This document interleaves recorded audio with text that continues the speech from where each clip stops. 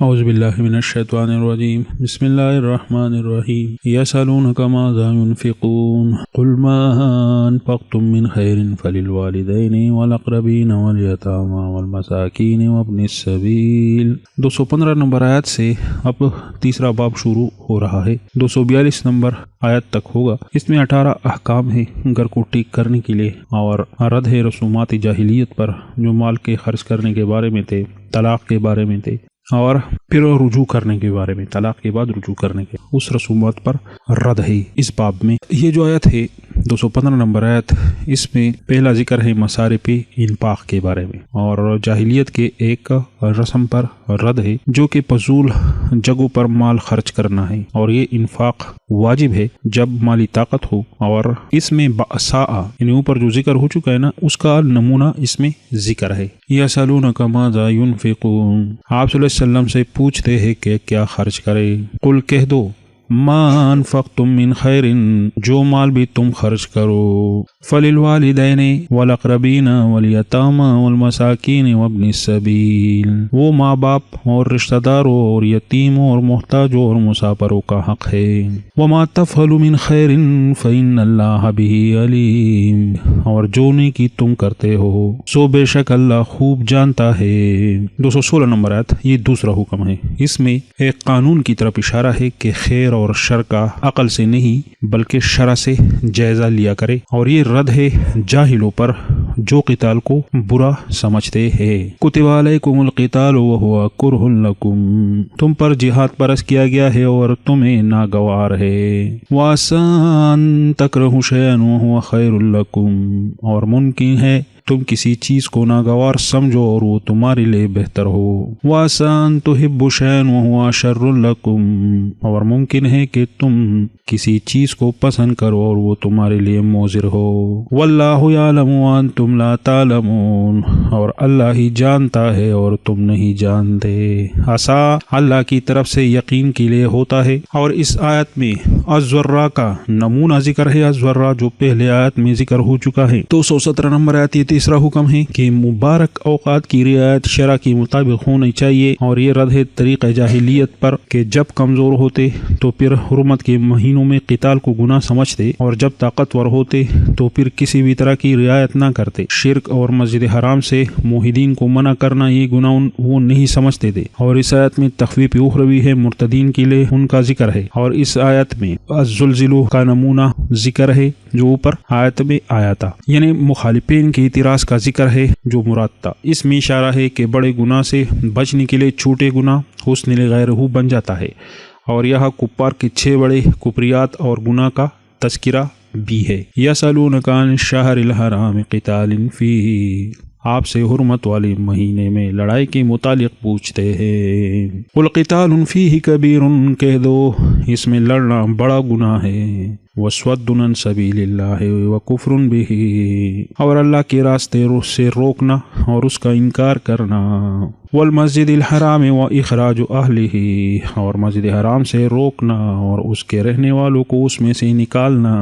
منہ اکبر عند اللہ، اللہ کی نزدیک اس سے بڑا گناہ ہے. والفتنۃ اکبر من القتل، اور فتنہ انگیزی تو قتل سے بھی بڑا جرم ہے. ولا یزالون یقاتلونکم حتی یردوکم عن دینکم ان استطاعوا، اور وہ تم سے ہمیشہ لڑتے رہیں گے یہاں تک کہ تمہیں تمہارے دین سے پھیر دے اگر ان کا بس چلے. ومن یرتد منکم عن دینہ، اور جو تم میں سے اپنے دین سے پھر جائے، فیمت، اور مر جائے، وہو کافر، اور وہ کافر ہو، فاولئک حبطت اعمالہم فی الدنیا والآخرہ، پس یہی وہ لوگ ہیں کہ ان کے اعمال دنیا اور آخرت میں ضائع ہو گئے. واولئک اصحاب النار ہم فیہا خالدون، اور وہی دوزخی ہے اور جو اس میں ہمیشہ رہیں گے. حبطت اعمالہم فی الدنیا، دنیا میں حبط کا مطلب یہ ہے کہ اس کے نماز روزہ حج کا کوئی اعتبار نہیں، اور آخرت میں حبط یہ ہے کہ ثواب برباد ہو گیا. 218 نمبر آیت،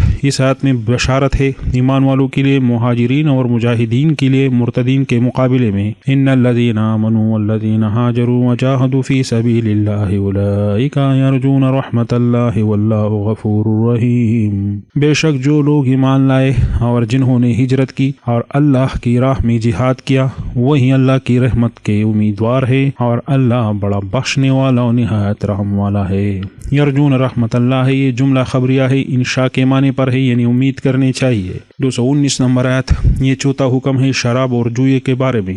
اس میں ایک قانون ہے کہ ایک چیز تو اس میں پیدا بہت ہوگا اور نقصان توڑا ہوگا، اور بعض چیزیں ایسی ہے جس میں نفع توڑا ہوگا اور نقصان ان میں زیادہ ہوگا، جیسا کہ شراب ہو گیا اور جوا، خمر اور میسر، ان سے اجتناب ضروری ہے۔ اور اکثر بعض چیزوں میں فائدہ زیادہ ہوگا اور نقصان اس میں کم ہوگا، جیسا کہ انفاق فی سبیل اللہ، تو وہ کرنی چاہیے۔ اور اس میں رد ہے جاہلیت والوں پر جو خمر اور میسر کے فوائد کی طرف دیکھتے اور نقصانات کی طرف نہ دیکھتے، جوا کھیلتے، شراب پیتے، خمر، ہر وہ شراب جو چکھتے ہی نشہ پیدا کرے، عقل پر پردہ پڑ جائے، جس کی وجہ سے اگرچہ ہر مادے سے وہ بنا ہوں، یعنی گندم سے بنا ہوں، چاول سے بنا ہوں، جس چیز سے بھی بنا ہوں، انگور سے بنا ہوں، مگر شراب ہو، میسر، اس میں ہر قسم کا جوا داخل ہے، خواہ کرکٹ پر لگائے، خواہ کسی گیم پر لگائے، خواہ کسی کارٹ پر لگائے۔ یسألونک عن الخمر والمیسر، آپ سے شراب اور جوئے کے متعلق پوچھتے ہیں۔ قل فیہما اسم کبیر ومنافع للناس، کہہ دو ان میں بڑا گناہ ہے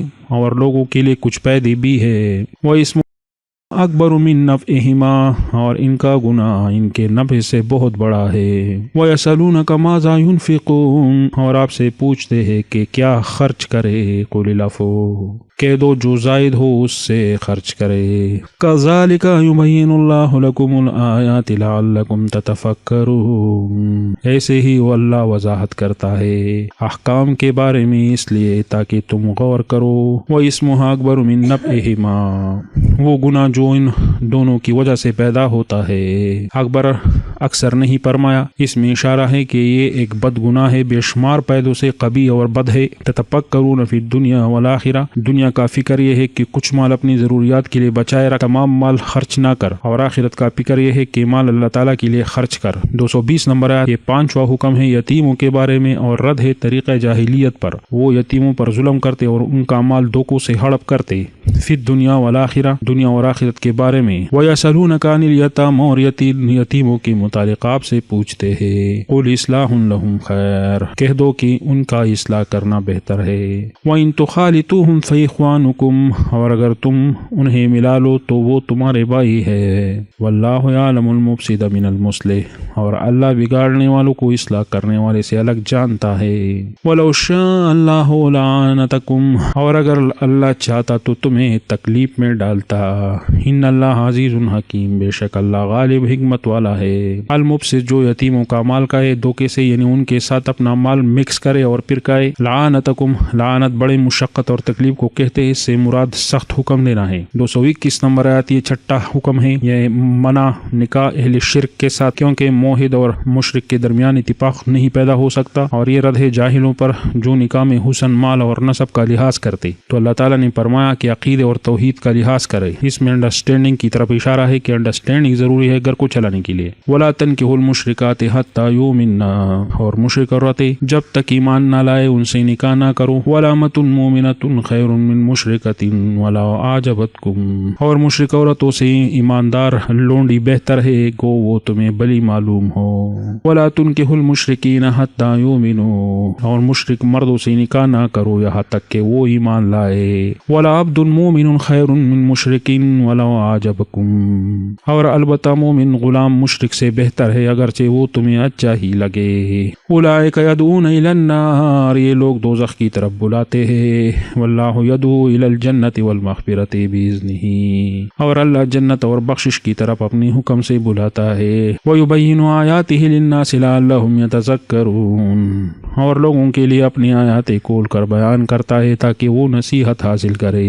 آج تو فیس بک اور انسٹاگرام پر غیر مسلموں کے ساتھ شادیاں عروج پر ہے، اور اللہ تعالیٰ کا فرمان ہے کہ اولئک یدعون الی النار، کہ یہ مشرک لوگ جن کے ساتھ تم شادی کر رہے ہو یہ تمہیں آگ کی طرف کھینچ رہے ہیں۔ اولئک یدعون، یہ علت ہے حرمت کا نکاح اہل شرک کے ساتھ۔ النار، اس سے مراد وہ اعمال ہے جو آگ تک پہنچاتے ہیں۔ الجنہ، اس سے مراد وہ اعمال ہے جو جنت تک پہنچاتے ہیں۔ 222 نمبر آیت، یہ 7واں حکم ہے، اپنے آپ کو ایذا سے بچاؤ اس میں رد ہے یہود کے ان جاہلوں پر جو خواتین سے نفرت کرتے حالت حیض میں، اور نسوارا پر بھی رد ہے کہ وہ اس حالت میں قربت کو جائز مانتے، یعنی افراط اور تفریط ہے دونوں پارٹیوں میں، اور اسلام کے حکم میں افراط اور تفریط نہیں ہے۔ وَيَسْأَلُونَكَ عَنِ الْمَحِيضِ، اور آپ سے حیض کے بارے میں پوچھتے ہیں، قُلْ هُوَ أَذًى، کہہ دو وہ نجاست ہے، فَاعْتَزِلُوا النِّسَاءَ فِي الْمَحِيضِ، پس حیض میں عورتوں سے علیحدہ رہو، وَلَا تَقْرَبُوهُنَّ حَتَّى يَطْهُرْنَ، اور ان کے پاس نہ جاؤ یہاں تک کہ وہ پاک ہو جائے،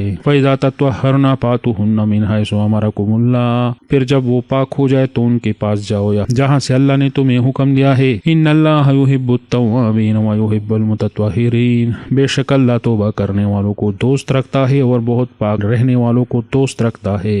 المحیض حیض کی جگہ جو عورت خاصہ ہے وہ عزا کا محل ہے۔ ولا تقربوہن، اس سے مراد جمع کرنا ہے، یا تطہرن، اس سے مراد خون کا رک جانا ہے، تطہرن اس سے مراد غسل کرنا ہے، امرکم اللہ جس کی نزدیکت کا حکم دیا گیا ہے، التوابین وہ جو حالت حیض میں قربت کرے اور اخلاص کے ساتھ توبہ کرے، المتطہرین وہ حالت حیض میں قربت نہ کرے۔ 223 نمبر آتی 8واں حکم ہے، خواتین سے متعلق ہے، ایسا تعلق چاہیے جس سے افزائش نسل ہو۔ اس آیت میں نسل کا بڑھانا اور اس میں اضافہ کرنا مراد ہے۔ یہ رد ہے ان جاہلوں پر جو خواتین سے ناجائز پیدا لیتے ہیں، نکاح صرف شہوت کے لیے کرتے ہیں اور اولاد کے لیے منصوبہ بندی کرتے ہیں۔ نساؤکم حرث لکم فاتوا حرثکم انا شئتم، تمہاری بیویاں تمہاری کیتیاں ہے پس تم اپنی کیتیوں میں جیسے چاہو آؤ۔ وقدموا لانفسکم، اپنے لیے آئندہ کی بھی تیاری کرو۔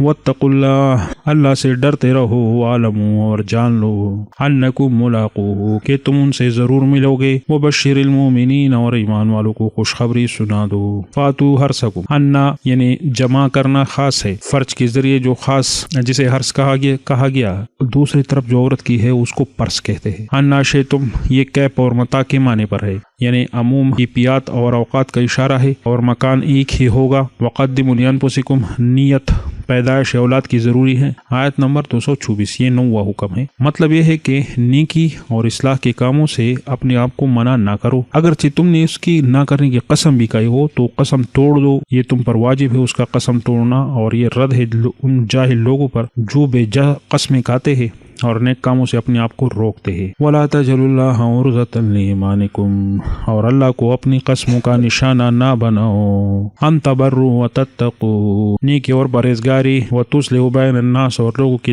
درمیان اصلاح کرنے سے، وَاللَّهُ سَمِيعٌ عَلِيمٌ، اور اللہ سننے والا جاننے والا ہے۔ عرضہ اس کے دو معنی ہیں، اول معنی یعنی منع کرنے والا نیکی سے، اور دوسرا معنی ہے نشانی یعنی بہت قسم کھانا۔ أن تبروا یعنی اس میں بندوں کے حقوق کی ادا کرنے کی طرف اشارہ ہے۔ وَتَتَّقُوا اس میں اللہ تعالیٰ کے احکام کی طرف، وَتُصْلِحُوا اور اس میں لوگوں کی شر سے دفع کرنا، لوگوں کا شر دفع کرنا ہے، اور یہ تمام دین کا خلاصہ ہے۔ 225 نمبر آتی ہے، آیت پہلے والی آیت سے متعلق ہے، اس میں قسم کی اقسام کی طرف اشارہ ہے۔ نمبر 1 لغو قسم ہے، جو بھی ارادہ یا تکیہ کلام کے طور پر لوگ کہتے ہیں، یعنی جیسا کہ اکثر لوگ کہتے ہیں واللہ خدا کی قسم وغیرہ وغیرہ۔ دوسرا قسم جو ہے وہ منعقدہ ہے، یعنی مستقبل کے لیے قسم کہا جائے یہ کام کروں گا یا نہیں کروں گا۔ تیسرا جو ہے غنوص ہے، جو قصدن یعنی جھوٹا قسم ہے۔ پہلا قسم جو ہے اس میں گناہ تو نہیں ہے، دوسرا قسم جو ہے اگر وہ توڑے تو پھر اس کا کفارہ ہوگا، تیسرا قسم جو ہے گناہ ہے اور عذاب بھی ہے۔ اس میں علم کے درمیان اور بھی اختلافات پائے جاتے ہیں۔ لا یؤاخذکم اللہ باللغو فی ایمانکم، اللہ تمہیں تمہارے قسموں میں بےہودہ گوئی پر نہیں پکڑتا، ولکن یؤاخذکم بما کسبت قلوبکم، لیکن تم سے ان قسموں پر مواخذہ کرتا ہے جن کا تمہارے دلوں نے ارادہ کیا ہے۔ غفور حلیم، اور اللہ بڑا بخشنے والا و بردبار ہے۔ ارادے سے اور تسلی کے ساتھ اور سوچ سمجھ اور علم کے ساتھ بہوش و حواس جو قسم کھائے تو اس پر پکڑ ہے، تکیہ کلامی والے اور بے خیالی میں کھائے ہوئے قسموں پر پکڑ نہیں ہے۔ بما کسبت قلوبکم، کسب ارادہ اور نیت کے معنی پر ہے، تو یہ قسم جو ہے یہ منعقدہ اور غموز دونوں کو شامل ہے۔ 226 نمبر آیت جو ہے اس میں 10واں حکم ہے کہ بیوی کی جدائی شرعی طریقے سے ہونی چاہیے۔ پہلا طریقہ علاقہ ہے، اس میں رد ہے طریقہ جاہلیت پر جو کوئی قسم کرتا کہ بھئی میں اپنے بیویوں کی طرف بارے میں جو ہے ہمیشہ انہیں آرام مانتا ہوں، الہ بیوی سے جدائی کے بارے میں قسم تھا ہے بھی۔ اس میں ٹائم مقرر ہوتا ہے، اکثر 4 مہینے ہوتے ہیں یا 3 مہینے ہوتے ہیں، اور اگر وہ اس قسم میں 4 سے کم یا زیادہ مدت مقرر بھی کر لے تو بھی مدت 4 ہی کا یعنی 4 ماہ کا ہی تصور ہوگا. للذین یولون من نسائہم، جو لوگ اپنی بیویوں کے پاس جانے سے قسم کھا لیتے ہیں، الا کرتے ہیں، تربص 4 اشہر، ان کے لیے 4 مہینے کے مہلت ہے. فإن فاؤوا فإن اللہ غفور رحیم، پھر اگر وہ رجوع کر لے تو اللہ بڑا بخشنے والا اور نہایت رحم والا ہے. فإن فاؤوا، اگر رجوع کرے بیویوں کی جانب 4 ماہ کے بعد 4 ماہ کے اندر، یا رجوع کرے 4 ماہ کے اندر، تو اکثر صحابہ سے یہ روایت ہے کہ 4 ماہ کے بعد یا 4 ماہ کے اندر. 227 آیت میں بی الا کے بارے میں حکم ہے کہ رجوع کرے تو طلاق واقع نہیں ہوگا. اگر ان 4 ماہ میں وہ رجوع نہ کر لے تو 1 طلاق واقع ہو جائے گا. وَإِنْ عَزَمُوا الطَّلَاقَ فَإِنَّ اللَّهَ سَمِيعٌ عَلِيمٌ، اور اگر انہوں نے طلاق کا پختہ ارادہ کر لیا تو بے شک اللہ سننے والا اور جاننے والا ہے. 228 نمبر آیت، اس آیت میں ذکر ہے عدت کے بارے میں، ان عورتوں کے بارے میں جو حاملہ نہ ہو اور حیض والی ہو، یعنی حرہ یعنی آزاد ہو، غلام نہ ہو اور قربت ہو چکی ہو جس کے ساتھ، تو ان عورتوں کی عدت 3 حیض تک ہے ایک قول کے مطابق. لہذا اس ایک آیت میں میاں بیوی کے حقوق کا ذکر ہے اور اس میں مرد کی فضیلت کا ذکر بھی ہے. والمطلقات یتربصن بانفسہن 3 قروء، اور طلاق دی ہوئے عورتیں 3 حیض تک اپنے آپ کو روکے رکھے. ولا یحل لہن ان یکتمن ما خلق اللہ فی ارحامہن، اور ان کے لیے جائز نہیں کہ چھپائے جو اللہ نے ان کے پیٹوں میں پیدا کیا ہے. ان کننا یؤمن باللہ والیوم الاخر، اگر وہ اللہ اور قیامت کے دن پر ایمان رکھتی ہے. وبولتهن احق بردهن فی ذلک ان ارادوا اصلاحا، اور ان کے خاوند اس مدت میں ان کو لوٹا لینے کے زیادہ حقدار ہے اگر وہ اصلاح کا ارادہ رکھتے ہیں. ولہن مثل الذی علیہن بالمعروف، اور دستور کے مطابق ان کا ویسا ہی حق ہے جیسا ان پر ہے. وللرجال علیہن درجہ، اور مردوں کو ان پر فضیلت دی گئی ہے. واللہ عزیز حکیم، اور اللہ غالب حکمت والا ہے. قروء جمع قرا کا ہے، حیض اور طہر دونوں کو کہا جاتا ہے. فی ارحامہن، اس سے مراد حمل یا حیض ہے، اس کو چھپانا نہیں ہے کیونکہ اس سے عدت کے اقسام تبدیل ہو سکتے ہیں. احق بردہن، احق بمانے حقدار کے ہے، یا احق ارادو اور اصلاحاً کی وجہ سے ذکر کیا ہے. وَلَهُنَّ مثل، تھوڑی سی عبادت میں میاں بیوی کے حقوق کی طرف اشارہ ہے. مثلیت لزوم اور وجوب میں مراد ہے، یعنی تعداد میں مراد نہیں ہے. وَلِلرِّجَالِ عَلَيْهِنَّ درجہ، یہ سری ہے مرد کی فضیلت پر. وہ اس طرح کے کاموں کے بارے میں صلاحیت رکھتا ہے جس کی صلاحیت خواتین نہیں رکھتی. 229 نمبر آیت، جاہلیت میں طلاق کی کوئی تعداد نہیں مقرر تھی، قرآن نے اس پر رد کیا. اس آیت میں خلا کا ذکر ہے کہ بیوی اپنے شوہر کو مہر واپس کر دے تو شوہر اس کو چھوڑ دے گا. الطلاق مرتان، طلاق رجعی 2 مرتبہ ہے. فامساک بمعروف،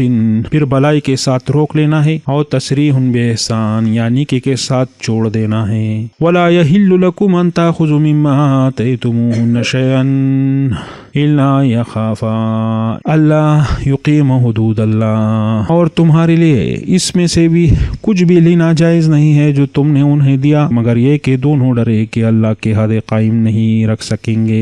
فَإِنْ خِفْتُمْ أَلَّا يُقِيمَ حُدُودَ اللَّهِ فَلَا جُنَاحَ عَلَيْهِمَا فِيمَا ابْتَدَتْ بِهِ، پھر اگر تمہیں خوف ہو کہ دونوں اللہ کے حد قائم نہیں رکھ سکیں گے تو ان دونوں پر اس میں کوئی گناہ نہیں کہ عورت معاوضہ دے کر پیچھا چھڑا لے. تِلْكَ حُدُودُ اللَّهِ فَلَا تَعْتَدُوهَا، یہ اللہ کی حدیں ہے سو ان سے تجاوز نہ کرو. وَمَن يَتَعَدَّ حُدُودَ اللَّهِ فَأُولَٰئِكَ هُمُ الظَّالِمُونَ، اور جو اللہ کی حدوں سے تجاوز کرے گا سو وہی ظالم ہے. مرتان، 2 ایک دوسرے کے بعد اشارہ ہے کہ احسن طریقہ یہ ہے کہ ایک طہر میں طلاق دی جائے اور پھر دوسرے طہر میں اور آخر تیسرے میں دے. وَإِمْسَاكٌ، اس سے مراد رجوع کرنا ہے حالت عدت میں. تسریح، اس سے مراد رجوع نہ کرنا ہے، یہ دوسرا طلاق دینا مراد ہے اگلے طہر میں. لا يحل لكم ان تاخذوا، یہ رد ہے طریقہ جاہلیت پر، اور اس طرح سورہ نساء 20 نمبر آیت میں بھی ہے. مما آتیتموہن شیئا، مفسرین نے اس سے مراد مہر مراد کیا ہے، اور ابن عربی نے اس سے مراد تمام اشیاء مراد کی ہے جو ماں سوائے مہر کے شوہر نے بیوی کو دے رکھے ہو وہ تمام. وَإِنْ خِفْتُمْ، اس سے مراد پہلا حکم صلح کرنے کا ہے. فِيمَا ابْتَدَتْ بِهِ، مراد اس سے مہر ہے جو بیوی اپنی میاں کو اپنی مرضی سے واپس کرے خلا کے بدلے. تِلْكَ حدود اللہ، اس میں اشارہ ہے طلاق کے ذکر شدہ طریقوں کی طرف کہ تیسرا طلاق یعنی جدائی ہوگی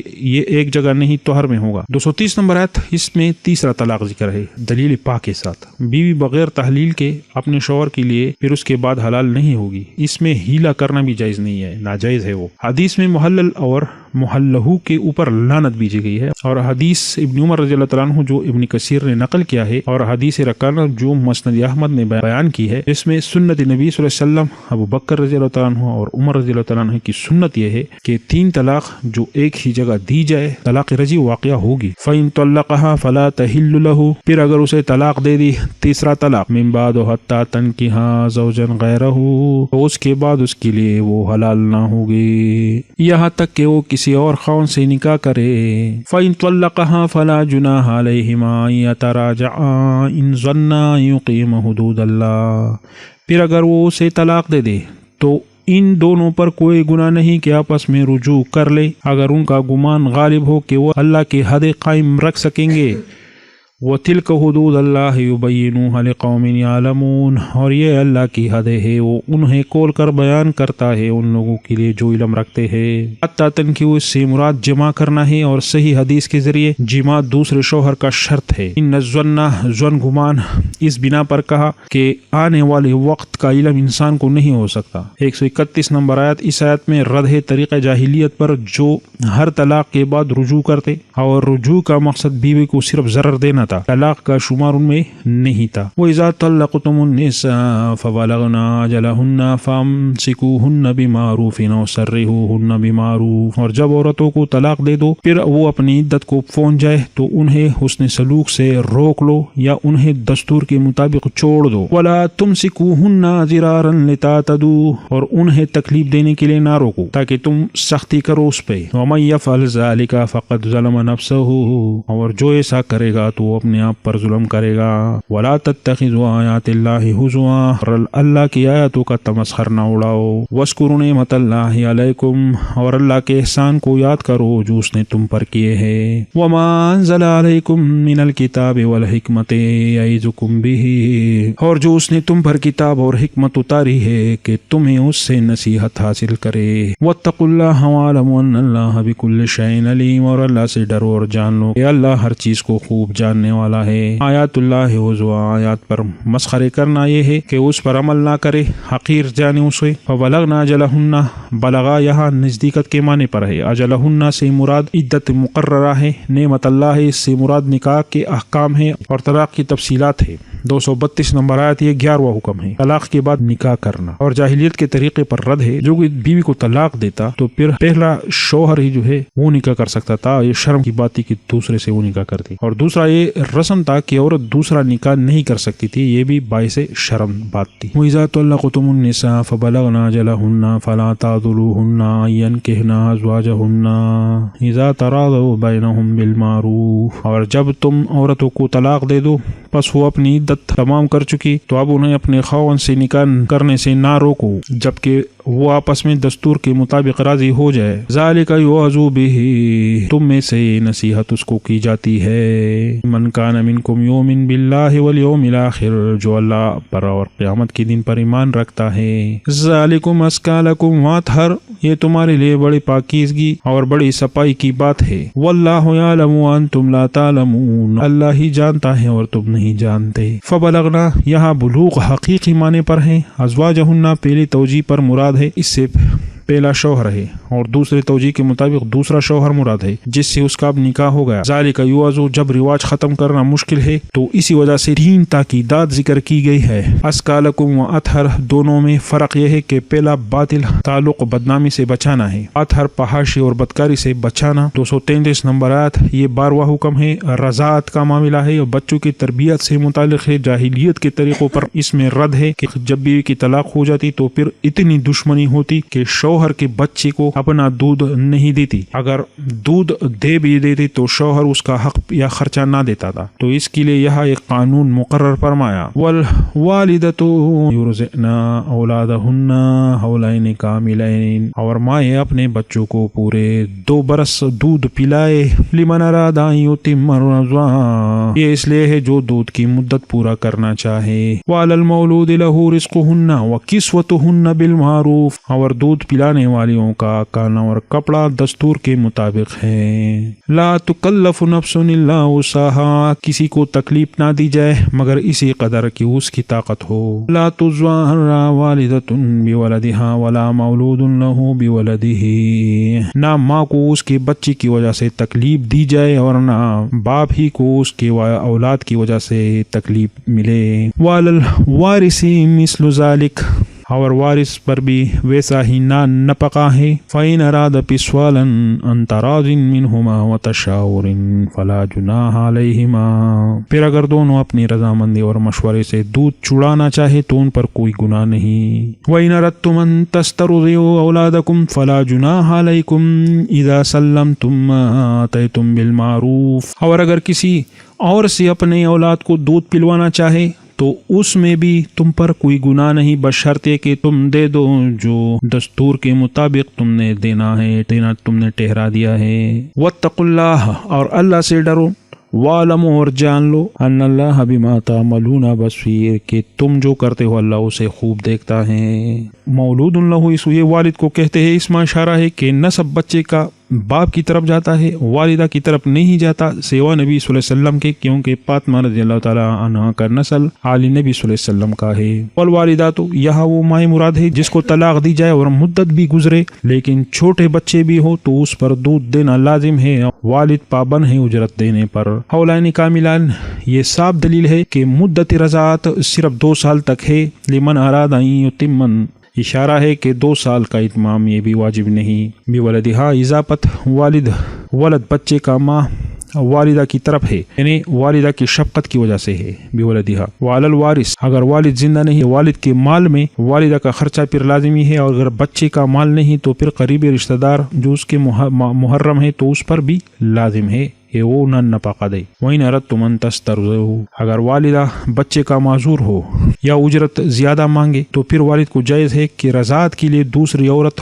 بچے کو دودھ دینے کے لیے پکڑے اور بچے کے لیے اس کو اجرت دے، کہ بچے کی تربیت صحیح طریقے پر ہو جائے۔ انسان کا الحمدللہ کتنا خیال رکھا جا رہا ہے اور کتنی قدر ہے اللہ تعالیٰ کے ہاں انسان کے بارے میں۔ ان آیات سے پتہ چلتا ہے کہ اللہ تعالیٰ انسان کی ہر ایک حالت کا جو ہے اللہ تعالیٰ خیال اور قانون اللہ تعالیٰ نے ایسے بنائے ہے کہ ان کو فائدہ ہو، ان کو راحت ہو۔ 234 نمبر آیت میں، اس آیت میں 13واں حکم ہے عدت، یعنی شوہر کے وفات کے بعد، اور اس کے بعد نکاح کی اجازت ہے، اور جاہلیت والوں پر رد ہے جو بیواؤں پر بہت مظالم ڈالتے اور نکاح نہیں کرنے دیتے بلکہ بیچتے ان کو، اور یہ عدت غیر حاملہ بیوی کا عدت ہے۔ حاملہ بیوی کی عدت کا ذکر سورہ طلاق 4 نمبر آیت میں ذکر کیا گیا ہے۔ والذین یتوفون منکم، اور جو تم میں سے مر جائے، ویذرون ازواجا، اور بیویاں چھوڑ جائے، یتربصن بانفسہن 4 اشہر وعشرا، تو ان بیویوں کو 4 مہینے 10 دن تک اپنے نفس کو روکنا چاہیے۔ فَإِذَا بَلَغْنَا أَجَلَهُنَّ، جب وہ اپنی مدت پوری کر لے، فَلَا جُنَاحَ عَلَيْكُمْ، پھر اس پر کوئی گناہ نہیں، فِيمَا فَعَلْنَا فِي أَنفُسِهِنَّ بِالْمَعْرُوفِ، جو وہ دستور کے مطابق اپنے حق میں مقرر کر لے۔ وَاللَّهُ بِمَا تَعْمَلُونَ خَبِيرٌ، اور اللہ اس سے جو تم کرتے ہو خبردار ہے۔ بالمعروف، اس سے مراد نکاح کرنا ہے، اور عدت کے وقت اس عورت پر بناؤ سنگار بند ہے۔ 235 نمبر آیت، یہ 14واں حکم ہے۔ حالت عدت میں خطبہ یعنی نکاح کی طلب اور نکاح کرنے کے بارے میں حاصل یہ ہے کہ عدت کے حال میں 2 کام جائز ہے۔ نمبر 1، اشارے سے سمجھانا نکاح کے لیے اور عدت کے گزر جانے کے بعد، اور نمبر 2، دل میں ارادہ چھپا کے رکھنا ہے، اس کی نکاح کے بارے میں ظاہر نہیں کرنا۔ 2 کام ناجائز ہے اس میں۔ نمبر 1، نکاح کرنا حالت عدت میں، یہ فاسد ہے بالکل۔ نمبر 2، صریح الفاظ سے وعدہ کرنا کہ بھئی نکاح کریں گے، تو یہ گناہ ہے۔ عدت اللہ کے حکم کے مطابق گزارنی ہے، بہت نازک دور ہے، ہوتا ہے، اللہ سب پر رحم فرمائے۔ وَلَا جُنَاحَ عَلَيْكُمْ فِي مَا عَرَضْتُمْ بِهِ مِنْ خِطْبَةِ النِّسَاءِ أَوْ أَكْنَنْتُمْ فِي أَنفُسِكُمْ، اور تم پر اس میں گناہ نہیں کہ ان عورتوں کو اشارے سے پیغام نکاح دو،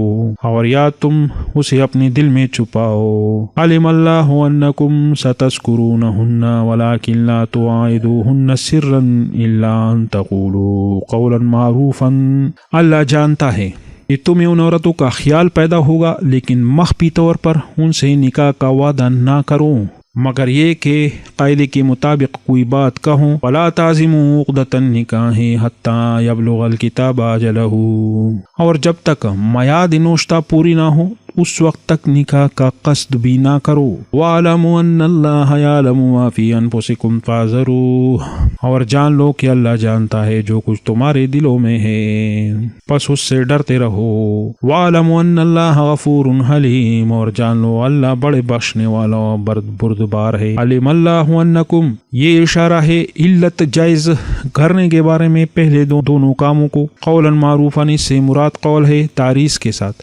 236 اور 237 دونوں آیات میں 15واں حکم ہے طلاق دینا ملاپ سے پہلے، یعنی جو منگنی ہے اس کے بارے میں۔ جاہلیت کے وقت کوئی اہمیت اس کو نہیں دیتا، کوئی ادبار اس کو نہیں کرتا، ادبار نہیں دیتا۔ شرعی حکم یہ ہے کہ یہ طلاق جائز ہے، تو جب ملاپ نہ ہو چکا ہو اور نکاح کے وقت مہر بھی مقرر نہ کیا ہو تو شوہر پر متواجب ہے وہ کپڑے ہے، جوتے ہے، یہ سب دینا، اس کا خرچہ دینا۔ لا جناح علیکم ان طلقتم النساء ما لم تمسوهن او تفریضوا لهن فریضا، تم پر کوئی گناہ نہیں اگر تم عورتوں کو طلاق دے دو جبکہ انہیں ہاتھ بھی نہ لگایا ہو اور ان کے لیے کچھ مہر بھی مقرر نہ کیا ہو۔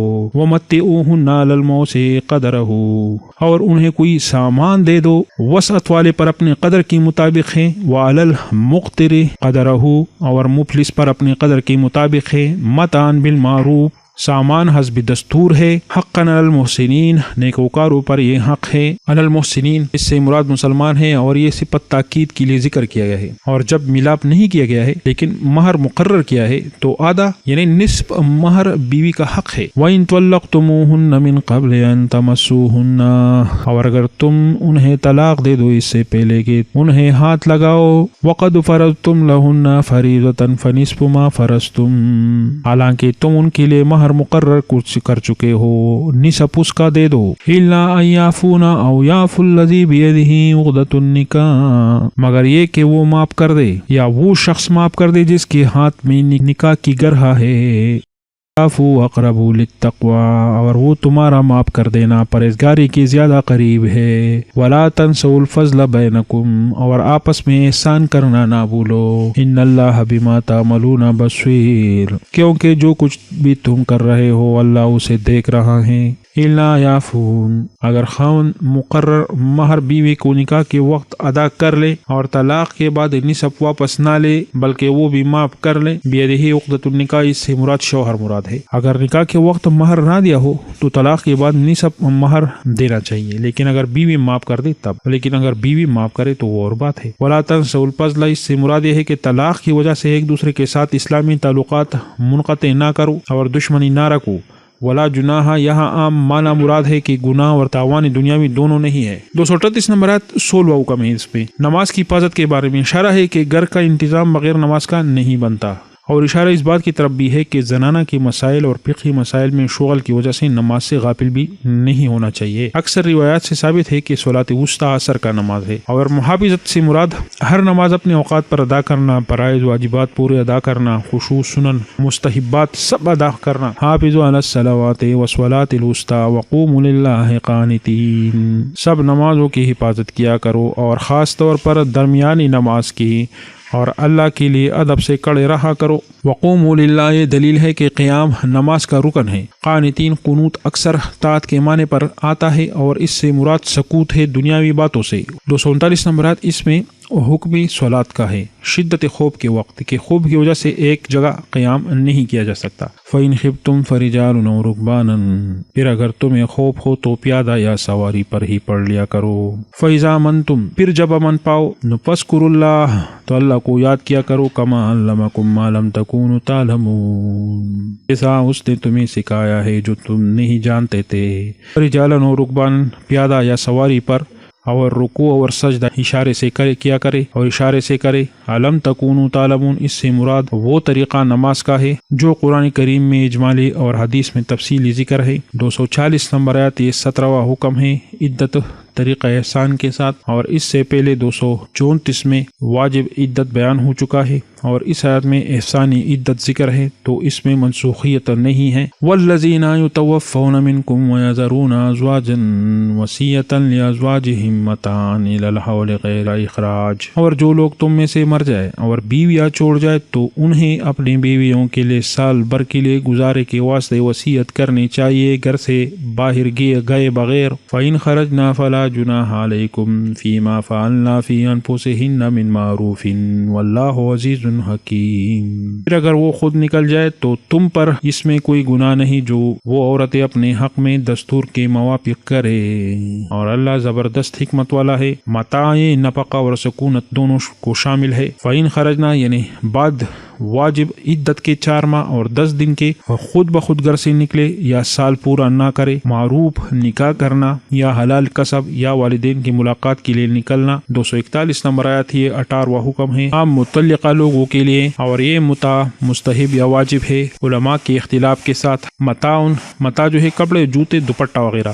وَلِلْمُطَلَّقَاتِ مَتَاعٌ بِالْمَعْرُوفِ حَقًّا عَلَى الْمُتَّقِينَ، اور طلاق دی ہوئی عورتوں کے واسطے دستور کے موافق خرچ دینا پرہیزگاروں پر یہ لازم ہے، بالمعروف دستور کے مطابق۔ المتقین مراد اس سے شرک سے بچنے والا یعنی مسلمان ہے۔ 236 نمبر آیت میں متاع بالاتفاق واجب ہے شوہر پر، اور جب عمل کے ادا کرنے میں اخلاص کی ضرورت ہے، اور اس حالت میں متاع کی وجوب میں اختلاف ہے تو اس کی ادائیگی کے لیے تقوی چاہیے۔ 242 نمبر آیت اس آیت میں ترغیب ہے تعمیل احکام سابقہ پر، جو احکام گزر چکے ہیں ان پر تعمیل کے، ان پر عمل کے، اور تاکید ہے کہ یہ احکام بطور مشورہ نہیں بلکہ یہ واجبات ہے، یعنی کوئی مشورہ تمہیں نہیں دیا جا رہا بلکہ تم پر واجب ہے، اور عقل والوں کے لیے اس کی ادائیگی ضروری ہے۔ کذالک یبین اللہ لکم آیاتہ لعلکم تعقلون، اسی طرح اللہ تمہارے واسطے اپنے احکام بیان فرماتا ہے تاکہ تم سمجھ لو۔ یہ باب الحمدللہ ادھر اختتام کو پہنچ گیا، اس میں کوئی کوتاہی ہو گئی ہو تو اے اللہ ہمیں معاف فرما دیجیے۔ تو اے اللہ کی حضور دعا مانگتے ہیں، یا کریم اللہ ہمارے سارے گناہ معاف فرما دیجیے، ہمارے جتنے بھی بیمار ہیں انہیں شفا کاملہ نصیب فرما دیجیے،